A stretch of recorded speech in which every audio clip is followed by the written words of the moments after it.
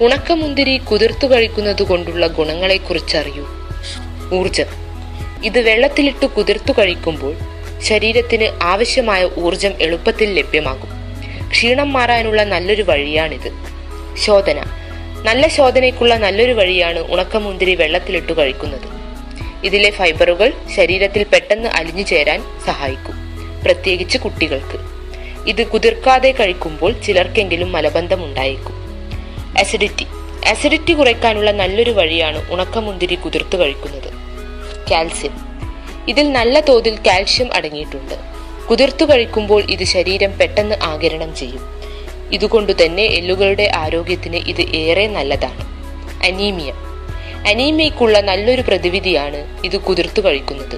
ഇതിലെ അയൺ ശരീരം പെട്ടെന്ന് ആഗിരണം ചെയ്യുന്നു. ദഹന പ്രക്രിയ.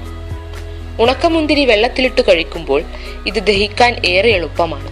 മാത്രമല്ല ശരീരത്തിന്റെ ദഹന പ്രക്രിയ നല്ല രീതിയിൽ നടക്കാനും ഇത് സഹായിക്കും.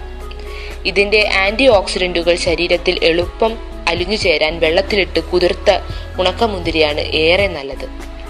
ക്യാൻസർ അടക്കമുള്ള രോഗങ്ങൾ തടയാൻ ഏറെ ഉത്തമം. ഇതിലെ ആർജിനൈൻ എന്ന അമിനോ ആസിഡ് ശരീരത്തിന് വേഗം ലഭ്യമാക്കാൻ കുതിർത്ത ഉണക്കമുന്തിരി നല്ലതാണ്. ഇത് നല്ല സെക്സിനും സഹായിക്കും. പാലിൽ കുങ്കുമപ്പൂവിനു പകരം ഉണക്കമുന്തിരിയിട്ട് തിളപ്പിച്ച് ചിലയിടങ്ങളിൽ വധൂവരന്മാർക്ക് നൽകുന്നതിന്റെ കാര്യം ഇതാണ്. ചുണ്ടുകൾക്ക് ചർമ്മത്തിനും ഇത് ഏറെ നല്ലതാണ്. ഉണക്കമുന്തിരിയിട്ട വെള്ളം കഴിക്കുന്നത് ചുണ്ടുകൾക്ക് നല്ല ചുവപ്പ് നൽകും. ശരീരത്തിൽ രക്തം കൂട്ടുന്നത് കൊണ്ടുതന്നെ ചർമ്മത്തിളക്കത്തിനും ചർമ്മാരോഗ്യത്തിനും മുടിവളർച്ചയ്ക്കുമെല്ലാം കുതിർത്ത ഉണക്കമുന്തിരി ഏറെ നല്ലതാണ്. ഉണക്കമുന്തിരി മാത്രമല്ല, ഇതിട്ട വെള്ളവും കുടിക്കാം. രാത്രിയിൽ ഇത് വെള്ളത്തിലിട്ടു വെച്ച് രാവിലെ വെറും വയറ്റിൽ കുടിക്കുന്നതാണ് ഏറെ ഗുണകരം. ഉണക്കമുന്തിരി കുതിർത്തു കഴിക്കുന്നതും ഇതിട്ട വെള്ളം കുടിക്കുന്നതും വായയുടെ ആരോഗ്യത്തിന് നല്ലതാണ്. ഇതിലെ പോളിഫിനോളിക് പോളിന്യൂട്രിയന്റുകളാണ് ഇതിന് സഹായിക്കുന്നത്.